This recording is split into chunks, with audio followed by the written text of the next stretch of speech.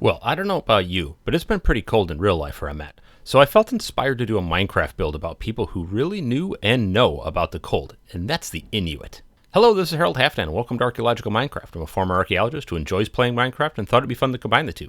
In today's episode, we're back on the Archaeo SMP, and I'm looking to build something inspired by the cold outside. Now, many of us are familiar and have seen these Minecraft igloo structures that are native to the game. Igloos were built by the Inuit peoples of the far northern areas of North America. But that isn't the only house or shelter type used by these ingenious people.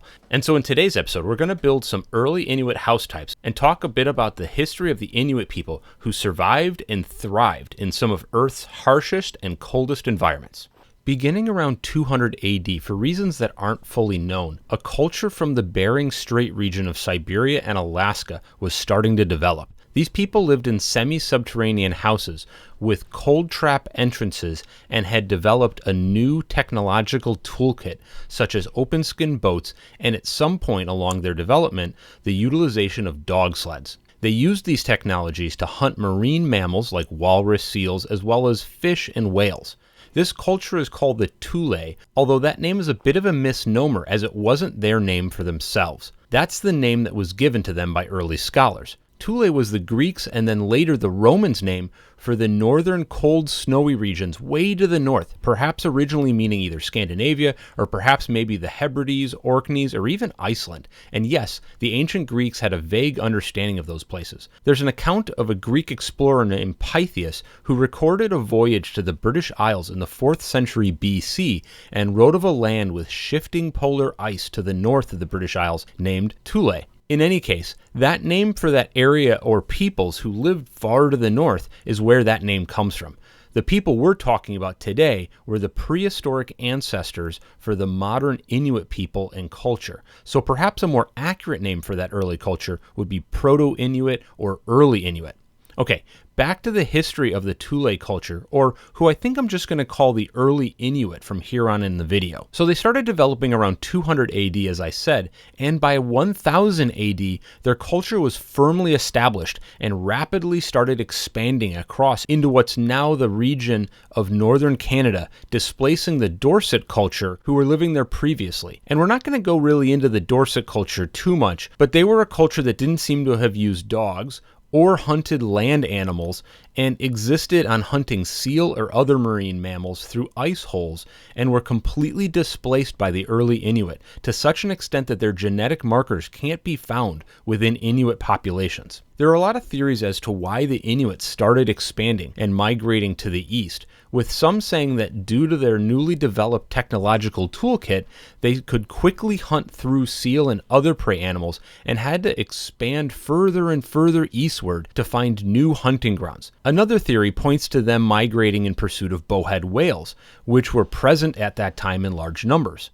Another explanation is that they were migrating east in search for metal, from either iron from meteors that could be found in Greenland to metal like iron and bronze that could be traded with the Nordic Vikings who had settled in Greenland around 1000 AD. Still, other theories point to perhaps high population densities and conflict in the Bering Strait region, leading to them moving east. Basically, there isn't a clear picture of what led to these migrations, and just some logical guesses. But needless to say, migrate they did, which did put them into contact with the Nordic Vikings in Greenland and saw their culture spreading through the whole of northern Canada, where they thrived and have a rich culture to this day. Now that we've covered a bit of the history of the early Inuit, let's talk about some of their structures. So as I showed in the beginning of the video, here's a Minecraft igloo. But is this really what the Inuit lived in? Well, kind of. And is the Minecraft igloo accurate?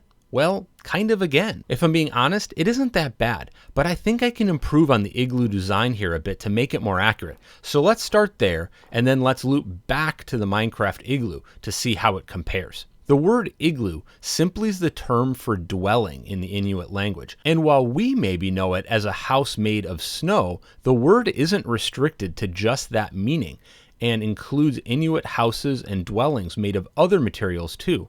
But I don't want to get too far ahead of myself. We'll talk about that some later, and focus on this one made of snow first.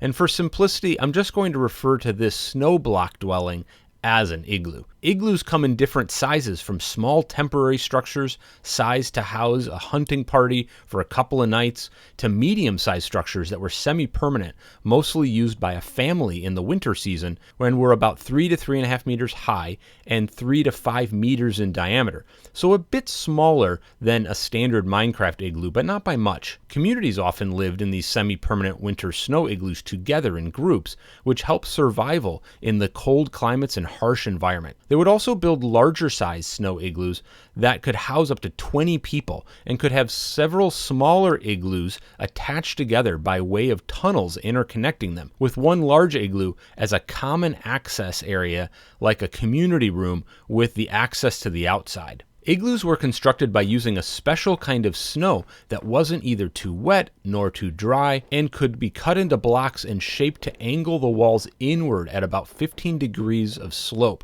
with the blocks staggered to provide overlapping support. The walls eventually formed a dome, and the keystone block was fitted up at the top to hold everything together. There was a long tunnel at the entrance that helped shield wind from getting into the igloo and had a dip in it that was purposefully built to be lower than the igloo's floor. They utilized the principle that cold air sinks and warm air rises, which helped keep the igloo's living interior warmer. Within the interior space of the igloo, there were raised sleeping platforms, which again helped keep the inhabitants higher up into the pocket of the warmest air and allowed cooler air to sink below and run out into the dip into the tunnel. In some areas, Inuit peoples would cover the inside of their igloos with skins, which helped raise the temperature even higher than the 50 to 60 degrees Fahrenheit or 10 to 15 degrees Celsius without the skins, and the igloos were warmed just by the inhabitants' body heat, or perhaps a small fire or seal or whale oil lamp.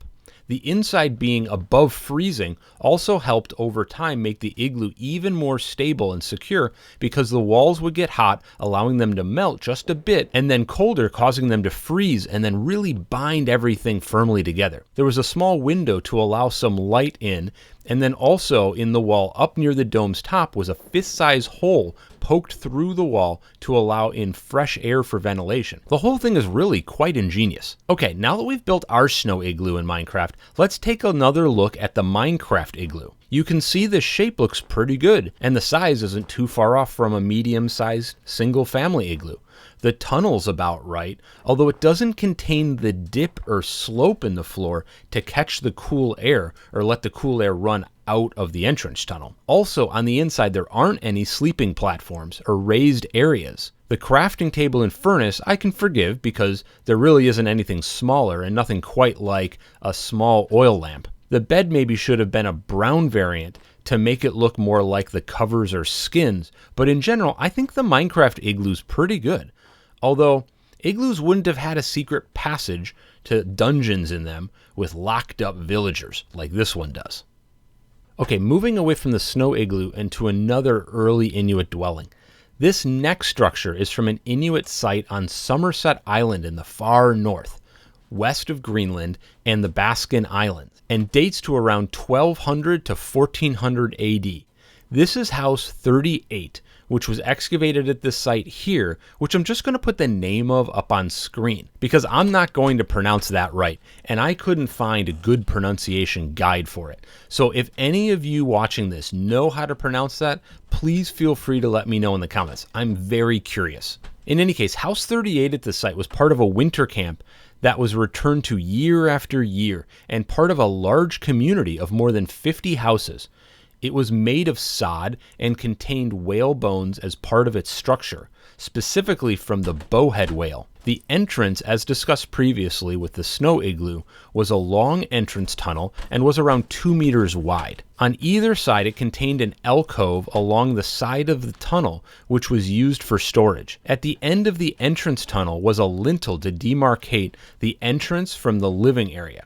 There was a central area beyond that lintel with 2 sleeping platforms with storage niches, and between the 2 sleeping platforms was an area for a lampstand. Along the outer walls were more niches and storage bins. There was a small passage and room off to the side of the central living and sleeping area, which was the kitchen, based on a hearth found in that room, which contained charred material found on the floor, as well as a lampstand. The floor was made of paving stones or field stones within the kitchen and central living space, but in the tunnel entrance, the ground was just frozen ground and was not covered with stones like in the other areas. You can see, compared with the snow igloo, the structure of the house is very similar and used similar strategies in collecting cold air in the entrance tunnel and in keeping the living and particularly sleeping areas up higher where there was warmer air. The building techniques of the dwelling was clearly different to accommodate the different material that was used in the construction, but what I find so interesting is clearly the early Inuit found a design that worked to survive in the cold, and they were able to adapt and accommodate to building the dwelling type based on the readily available building materials. Moving a bit forward in time to around AD 1500 to 1700, Inuit houses shifted in some areas to larger and rectangular shaped dwellings that would often house multiple family groups within a single dwelling. Living in communities or conjoined buildings of multiple family groups isn't new, as we had talked about before, and often was quite necessary or beneficial for survival in the harsh, cold climate. But the difference here is that instead of smaller circular dwellings that were sometimes grouped closely together or interconnected, instead in this later period, their dwellings were large enough that they could hold sometimes as many as 40 people, and their shape changed to them being rectangular. From an archaeological standpoint, cultures typically utilize either square or rectangular dwellings or circular dwellings. And typically when you see in the archaeological record dwellings shift from one type to another, i.e. circular to rectangular or rectangular to circular, that usually means that there's a cultural or lifestyle shift. Some have proposed that this shift came about because of the Inuits' contact with the Viking era Norse who lived in rectangular houses in Greenland. But given that this shift of using more rectangular dwellings came hundreds of years later, the Vikings being around AD 1000 to 1300 versus this form of dwelling starting around AD 1500, I don't think that that's very likely. I suspect it was more related to other contact that was occurring either because of European expansion from around 1500 onwards or Inuit contact with other native groups. The houses that have been excavated that date to around 1700 do show artifacts like a harpoon blade and knife that were made of iron or a wooden toy carving of a rifle. So it does seem that there was trade and cultural exchange occurring. This shift also occurred with a period of prolonged cooling environmentally, so some have pointed to this shift to moving into rectangular houses being less tied to a cultural shift or contact with other peoples, and potentially more of the impact of that environmental factors. I'm not an expert in this area by any stretch of the imagination, so really I can't way too far into it myself, but generally I tend to think that there isn't a single factor that leads to new practices being adopted in a culture, but rather a number of factors that work together to help contribute to a trend until at some point the culture flips and then that practice becomes the new standard. Anyway, back to the actual Minecraft structure. While the house shape changed and tended to hold more individuals and family groups per individual dwelling, there were similar structural elements to the Inuit dwellings, like what was discussed previously. So for example, there was often a long entryway that was around 2 to 3 meters wide, and in the case of these rectangular houses, about 6 to 8 meters long, which was lower than the dwelling itself and contained a dip at the entrance to allow cooler air to pool, as well as the raised sleeping areas. In these rectangular structures, in some excavations, it seems like the sleeping areas were sometimes pretty narrow, but archaeologists have suggested that that might have been the remnants of the walls sagging closer together over time, and when the dwelling was inhabited, they would have been a bit wider than they appear now. Sticking out from the sleeping platforms would have been cooking or lamp platforms. In areas like the Labrador coast, those sleeping areas and platforms would have met at right angles, as I mocked up here in this Minecraft build, but in Greenland, they were often laid out in lines that were parallel to one another. The floors in some of the excavated dwellings show them to be flagstones, which I would imagine once the dwelling was warmed with some of the small fires might have retained some of that warmth, or at least created a barrier from the frozen ground. that once warmed, that ground probably became pretty muddy, if not for those flagstones. Other sites show the floor would have been sand, and the walls in these rectangular houses would have been made of sod or sometimes wood, and in this case we're talking about driftwood, as there weren't really trees that grew that far north, and also whale bones. It really just depended based on what was readily available. Well, I think that's about it. I really hope you enjoyed this video where we build a number of early Inuit dwellings, and perhaps if you ever want to build a base or village in a snowy biome in your own Minecraft world, this gives you a little bit of an inspiration. I put links as always to the articles and resources I used to make this episode if you want to learn more. Make sure you take the time to like and subscribe if you like the video and want to subscribe, and if you want to see more videos from the channel, please check those out here. Thanks, have a good rest of your day. Bye for now.